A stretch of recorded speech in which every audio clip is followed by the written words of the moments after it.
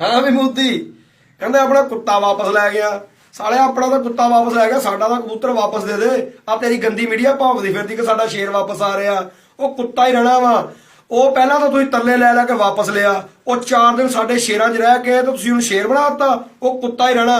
तो तुसीं शुक्र अदा करो पाकिस्तान वजीर आजम दा जिन्हें तुहाडे ते तरस खा के तुहाडा कुत्ता वापस करता। तुसीं पाकिस्तान च कुड़ी ब्याही मेरे सालिया, पाकिस्तान तुहाडा जवाई भाई मुल्क आ ते जवाइयां भाइयां सामने अखां नीवियां रखी दियां होंदियां। ते जेड़ा तू कह रहा ना लाहौर ते कब्जा करना मेरे सालिया, जिद्दन दिमाग खसके ना पाकिस्तानियां दे ते दिल्ली वाल नूं सिद्धी बस चला देनी आ। ते जिहड़ी तेरी एजेंसी कहंदी फिरदी है ना 336 प्लान पाकिस्तान नूं घेर के मारना।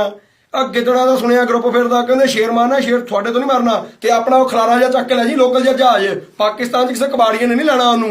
ते तेनू पाकिस्तान आर्मी ने ते पाकिस्तान दी अवाम ने 5 ते 12 दे सदके तेनू ते तेरे कुत्ते नू जा बख्शिया माफ किया। गां गंदी सोच ना रखी पाकिस्तान दे बारे।